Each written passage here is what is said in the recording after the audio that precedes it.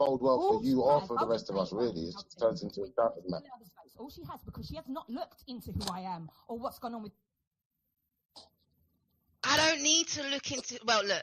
Yesterday, where was it? It was yesterday. She turned around and said to me, I need to research my enemy, yeah?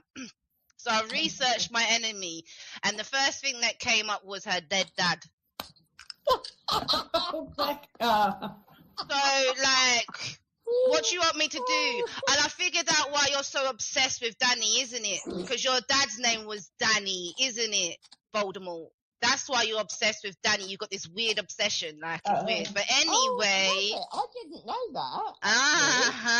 Yeah. Ah, right, okay. Yeah, but let me keep the smoke for later. with my children. She's jumped on a bandwagon with paedophiles, knows she's fucked up, and now all she does is go to my dead dad and kids.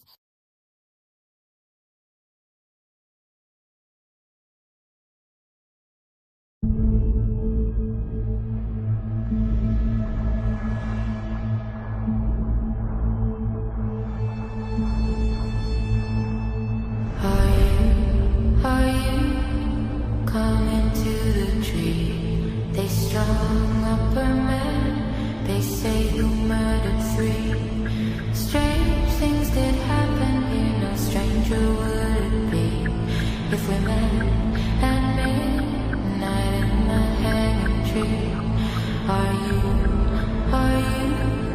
coming to the tree where dead man called out for his love to flee?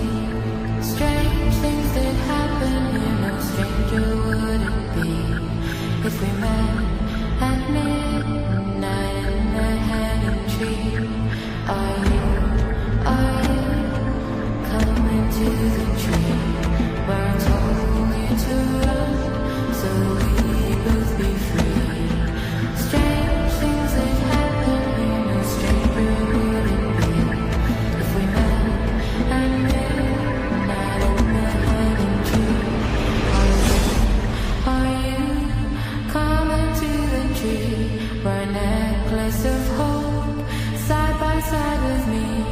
Strange things did happen here, no stranger would it be if we met at midnight in the hanging tree.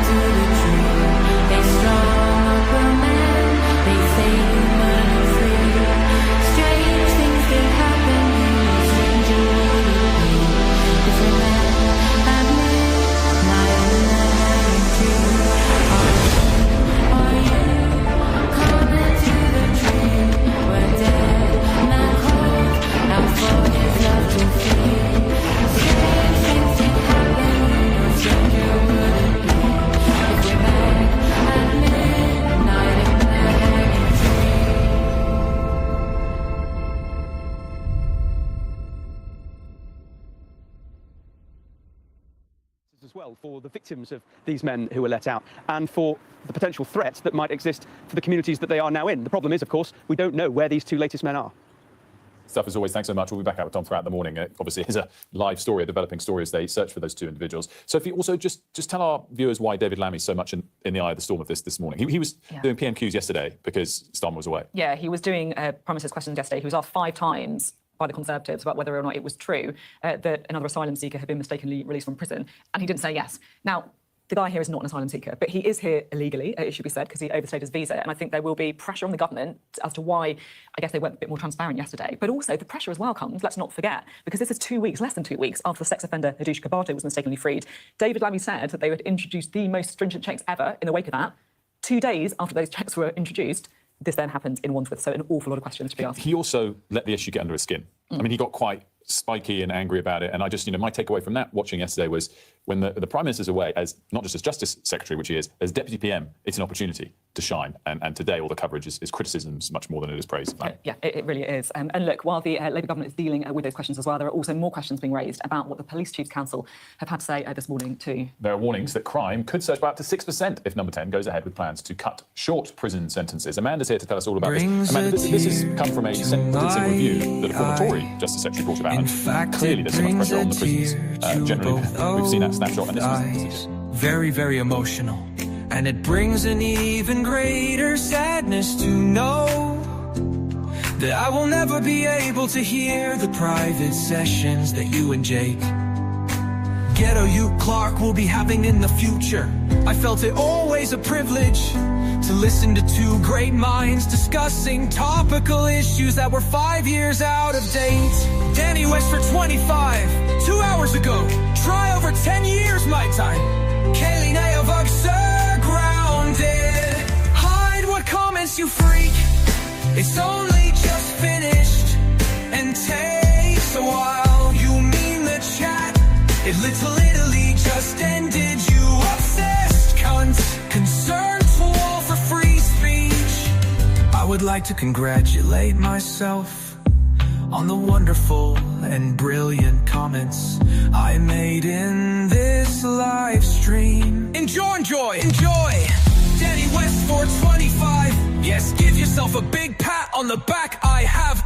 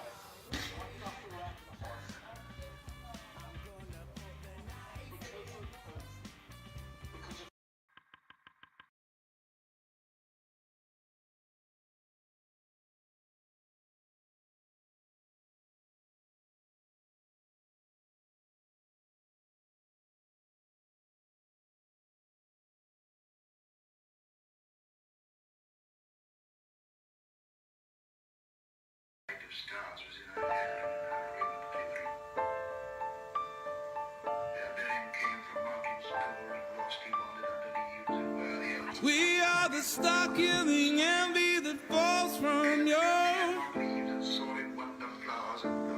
proud, precious mind that they never see. We are the hope that they take away from your innocent mind that they cannot see. They bring you down. They bring you down like. They bring you down like you believe. Like heaven's sun, sun, sun. When it comes.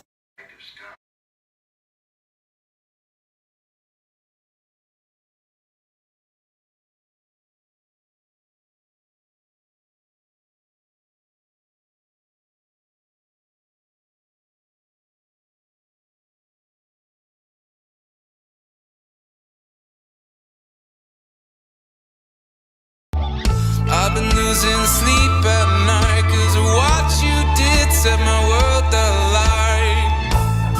Set my world alight. Set my world alight. You know what's coming to you. I was searching, I was breaking, I was beaten but never in action. I was breaking, I was left out. You get what's coming to you. I was waiting to be played in. I was left to tell the devil that he can't win. I was searching, I was left out. You get what's coming to you. You get what's coming to you. You get what's coming to you.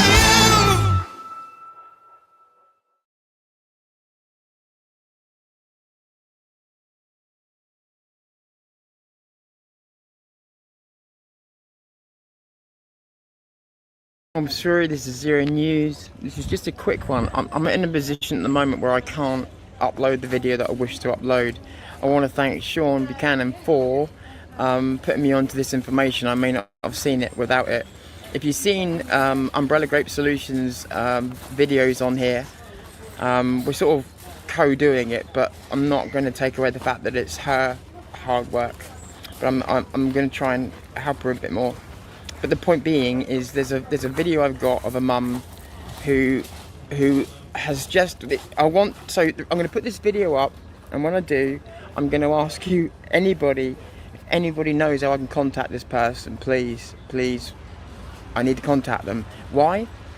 Because if you watch the video about are my kids safe in school, then you'll understand that one of the big worries was that there was a loophole in the law that could potentially mean that if you were uncontactable, they could consider that to be a refusal. And a refusal means that they can treat your kids how they want, as in they can give them a vaccination without your say-so.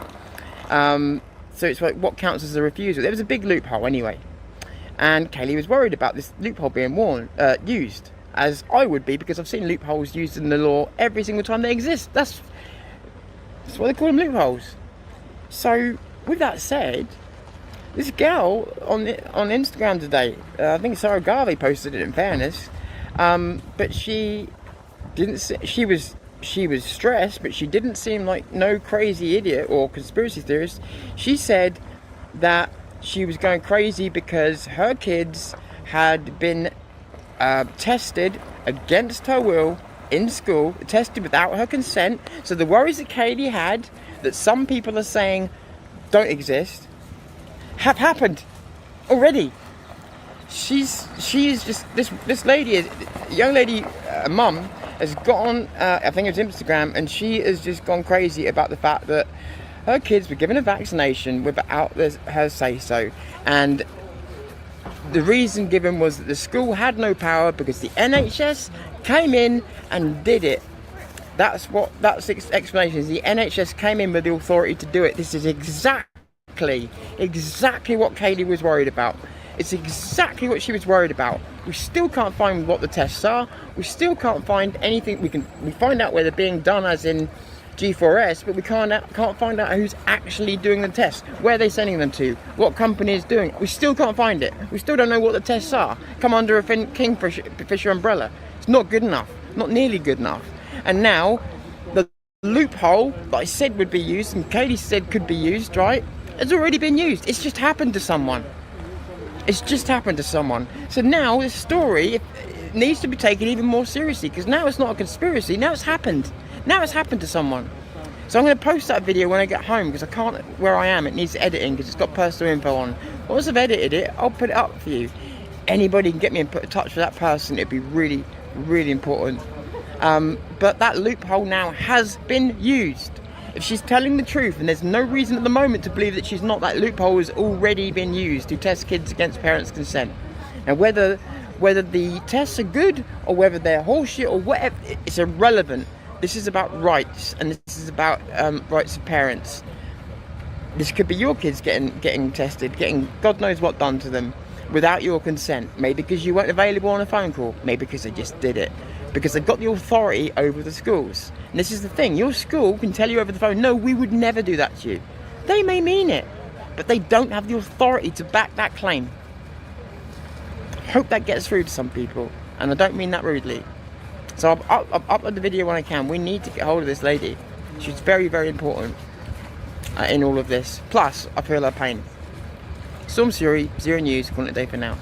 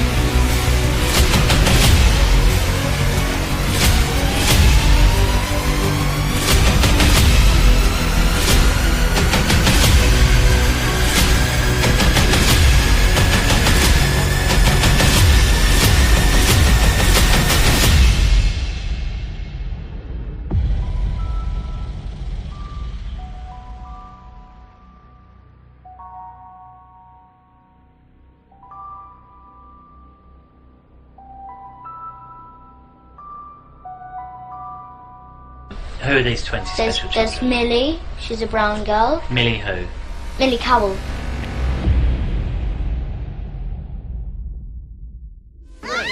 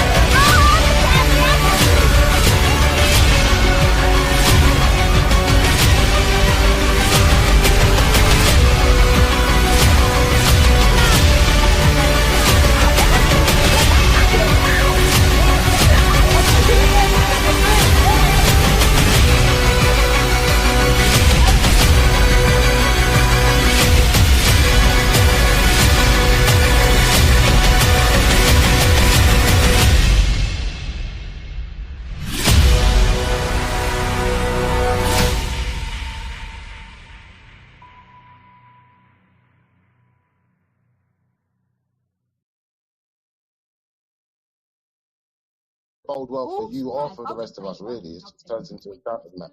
All she has, because she has not looked into who I am or what's gone on with. I don't need to look into. Well, look. Yesterday, where was it? It was yesterday. She turned around and said to me, "I need to research my enemy." Yeah. So I researched my enemy, and the first thing that came up was her dead dad. Oh my God. So, like, what do you want me to do? And I figured out why you're so obsessed with Danny, isn't it? Because your dad's name was Danny, isn't it, Voldemort? That's why you're obsessed with Danny. You got this weird obsession, like it's weird. But anyway, I didn't know that. Yeah. Ah, right, okay. Yeah. But let me keep the smoke for later. With my children, she's jumped on a bandwagon with paedophiles. Knows she's fucked up, and now all she does is go to my dead dad and kids.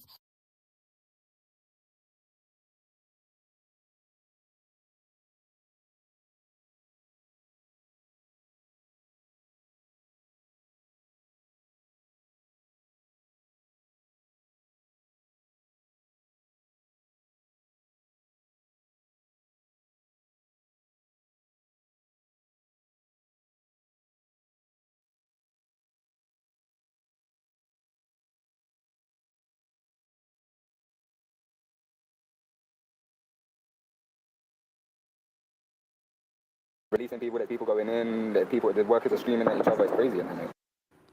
Tom, this is just staggering, isn't it? And it does make you realise, I guess, how frequently this is happening. Wandsworth, where you are standing in front of, has had its share of issues in the past. What can you tell us about the reality of what's happening in our prisons? Yeah, those numbers are on the rise of these mistakes that are being made. There's around 22 every month around the country of prisoners being released in these kinds of circumstances. Obviously, completely unacceptable. We've been hearing that from the government for some time now after a series of high-profile releases. And this isn't just politically toxic and hugely embarrassing for ministers and the government, but it actually has real-world consequences as well for the victims of these men who were let out and for the potential threat that might exist for the communities that they are now in. The problem is, of course, we don't know where these two latest men are. Stuff as always. Thanks so much. We'll be back out with Tom throughout the morning. Obviously, it's a live story, a developing story as they search for those two individuals. Sophie, also just tell our viewers why David Lammy's so much in the eye of the storm of this morning. He was doing PMQs yesterday because Starmer was away. Yeah, he was doing Prime Minister's questions yesterday. He was asked 5 times by the Conservatives about whether or not it was true that another asylum seeker had been mistakenly released from prison, and he didn't say yes. Now, the guy here is not an asylum seeker, but he is here illegally, it should be said, because he overstayed his visa. And I think there will be pressure on the government as to why, I guess, they went a bit more transparent yesterday. But also the pressure as well comes, let's not forget, because this is 2 weeks, less than 2 weeks, after the sex offender Hadoush Kabato was mistakenly freed. David Lammy said that they would introduce the most stringent checks ever in the wake of that.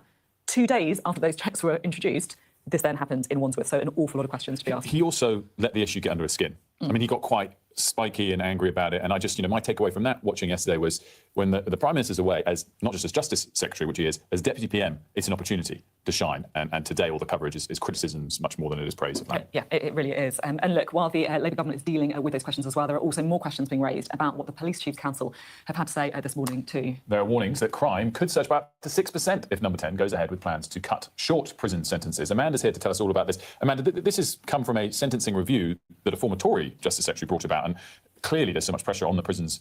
Generally, we've seen that snapshot. And this was the suggestion, one way to lower that pressure. The police are now quite an abnormal political kind of response to what they view the consequences of this would be.